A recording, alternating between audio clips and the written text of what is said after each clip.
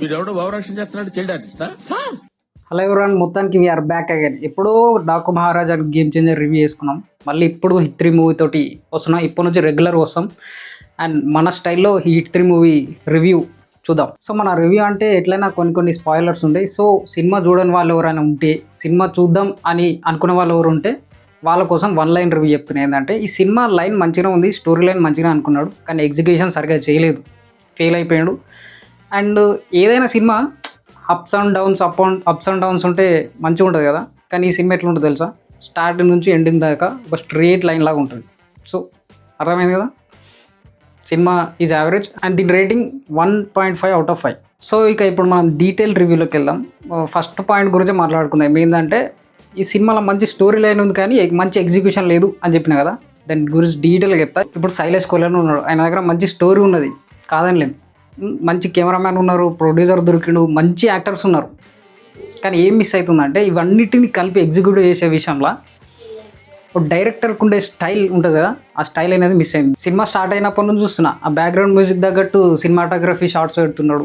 ఆ పాట కూడా మ్యూజిక్ తగ్గట్టు ఒక న్యూ ఏజ్ సాంగ్ లాగా షూట్ చేద్దామని ట్రై చేసిండు, అది కూడా అట్లనే. ఆ స్టైల్ అనేది మిస్ అయింది. మరి ఎందుకు ఆయన దగ్గర మరి ఆ డైరెక్షన్ టెక్నిక్, ఆ డైరెక్షన్ టాలెంట్ ఉందా లేదా అన్న డౌట్ వస్తుంది ఇప్పుడు. ఎందుకంటే ఈయన కూడా మిగతా మూవీస్లలో వాడే ఒక సీన్ ఎలివేట్ చేయడానికి యూజ్ చేసే టెంప్లెట్స్, ఈ బేసిక్ టెంప్లెట్స్ ఉంటాయి కదా, అవి కూడా ఈయన ఇందులో యూజ్ చేసిండు. కానీ అక్కడ వర్కౌట్ అయినాయి, అవి ఇక్కడ వర్కౌట్ కాలే. ఇది ఇన్వెస్టిగేషన్ థ్రిల్లర్ అన్నారు కానీ వీళ్ళు అసలు ఇన్వెస్టిగేషనే ఉండదు. ఫస్ట్లో ఒక పాయింట్ ఎస్టాబ్లిష్ చేస్తారు, కథం దాన్ని పట్టుకొని తిరుగుతూ ఉంటారు, మొత్తం అన్ని స్టేట్లు తిరుగుతుంటారు. అసలు ఇన్వెస్టిగేషన్ థ్రిల్లర్ అంటే ఎట్లా ఉండాలి? ఒక్కొక్క పాయింట్ రివీల్ అవుతుంటే మస్తు ట్విస్ట్లు వస్తుంటే మస్తు థ్రిల్లింగ్ అనిపిస్తుంటుంది. కానీ ఇక్కడ ఏముండదు, ఒకటే బేసిక్ లైన్, ఒకటే బేసిక్ పాయింట్, అదే డ్రాగ్ చేసిండు ఆయన. అసలు హిట్ ఫ్రాంచైజ్ అంటేనే ఇన్వెస్టిగేషన్లో తోపు ఉంటుంది, ఇక్కడ అదే మిస్ అయింది. మరి ఎందుకు అట్లా చేంజ్ చేసుకుంటాం మరి ఆయన? నెక్స్ట్ హిట్ 3లో ఉన్న హీరోయిన్ క్యారెక్టర్ గురించి.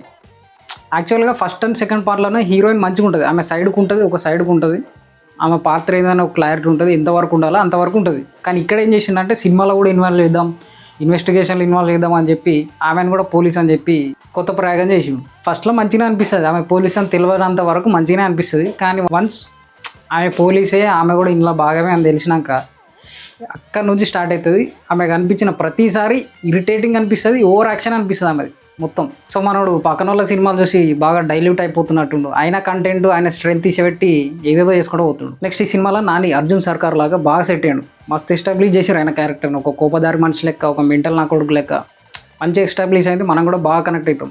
కానీ అలాంటి ఒక సైక్ క్యారెక్టర్కి అపోజిట్లా విలన్ కూడా అదే రేంజ్లో ఉండాలి కదా, కానీ విలన్ కానీ చూస్తే వాడు జోకర్ లెక్క ఉంటాడు, ఒక బుగ్గ అని పెట్టుకున్నారు విలన్ లెక్క. మళ్ళీ ఏమంటారు అంటే వాడు 150 మంది సైకోలకి హెడ్, గ్యాంగ్ లీడరు అన్నట్టు ఎస్టాబ్లిష్ చేస్తుంటారు. కానీ మనకి ఏమనిపించదు. సరే అట్లా ఒక బుగ్గ అని పెట్టుకున్నా సరే, ఆ విలన్ అంటే ఏం చేయాలి, హీరోయిన్కి ఎత్తుకు పై ఎత్తేస్తుండాలి, హీరోయిన్ మస్తు ఇబ్బంది పెడుతుండాలి, అలాంటిది ఏముండదు. కానీ మనం ఫీల్ కావాలి వాడు పెద్ద విలన్ అని, వాడిని ఛేదించడానికి హీరోగాడు పోయిండని.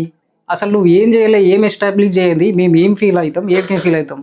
మొత్తానికైతే విలన్ అనే క్యారెక్టర్ మొత్తం ఫెయిల్ అయిపోయింది. ఈ సినిమా క్లైమాక్స్ విషయానికి వస్తే మన శైలేష్ బ్రో నానిని ఒక పెద్ద మాస్ హీరో వేద్దామని డైరెక్ట్ 150 మంది సైకోలతోటి ఓ మాస్ ఫైట్ ప్లాన్ చేస్తాడు. ఆ ఫైట్లో నాని మొత్తం కత్తులతోటి ఆ సైకోలు అందరూ నడుపుతుంటాడు, చేతులు కాళ్ళు అన్నీ ఏది దొరుకుతుంది మస్తు నడుపుతుంటాడు. కానీ అంతా చూస్తుంటే మనకి ఏమనిపించదు. ఇక లాస్ట్ మూమెంట్లో 20 నిమిషాల ఫైట్ తర్వాత ఇక నాని పని అయిపోయింది నాని నేసేస్తారు అనే టైంలో మన పాత హిట్ టీం చేసి వస్తాడు గన్ పట్టుకొని. మనకేమన్నా మస్తు అనిపించాలి, కానీ అది ఏమనిపించదు. వచ్చిండా అని ఇట్లా చూసుకుంటూ కూర్చుంటాం. ఎందుకు ఎట్లా అయిందంటే మిగతా ఫైట్ అంతా కూడా మనం అట్లా కూర్చున్నాం, ఏమనిపించలే, నడుపుతున్నా అట్లా చూస్తుంటాం, ఏం ఫీల్ లేకుండా చూస్తుంటాం. ఆ ఎంట్రీ వచ్చినప్పుడు కూడా సేమ్ అట్లనే ఏం ఫీల్ లేకుండా చూస్తుంటాం. ఆ గెస్ట్ అపీరెన్స్ వేస్ట్ అయిపోయింది, మొత్తం వేస్ట్ అయిపోయింది. నేను చెప్పినా కదా, స్టార్టింగ్ నుంచి సినిమా లాస్ట్ దాకా ఒక స్ట్రేట్ లైన్ లెక్క ఉంటుంది. ఆడ ఎమోషన్ సీన్ రాని, ఓ వైలెన్స్ సీన్ రాని, ఓ ఫైట్ సీన్ రాని, ఏ సీన్ అయినా రాని, ఒకటే బేసిక్గా అనిపిస్తుంది అంత సినిమా మొత్తం, మనకి ఏ ఫీలింగ్ రాదు. సో మొత్తానికి ఈ సినిమా మొత్తంలో ఏది మంచిగా ఉందంటే మ్యూజిక్ జర బాగుంది, అండ్ మన అర్జున్ సర్కార్ క్యారెక్టర్ చాలా మంచిగా అనిపించింది, బాగానే ఎస్టాబ్లిష్ చేసిండు. కానీ ఆయన చుట్టుపక్కల ఉన్న వాతావరణం అయినా, ఆ ఇన్వెస్టిగేషన్ అయినా ఇవి ఏవి సరిగా ఎస్టాబ్లిష్ కాలేదు, ఇంక్లూడింగ్ హీరోయిన్ తోటైనా. సో అట్లా అయిపోయింది.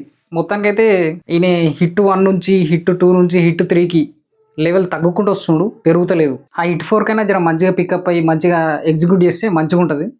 లేకపోతే ఈ యూనివర్సల్ అంతా ఉత్తకథనే అవుతుంది. సో మొత్తానికైతే ఈ సినిమాకి నా rating 1.5 out of 5. And also ఈ రివ్యూ నచ్చితే లైక్ చేయండి and please do subscribe to our channel filmy saga.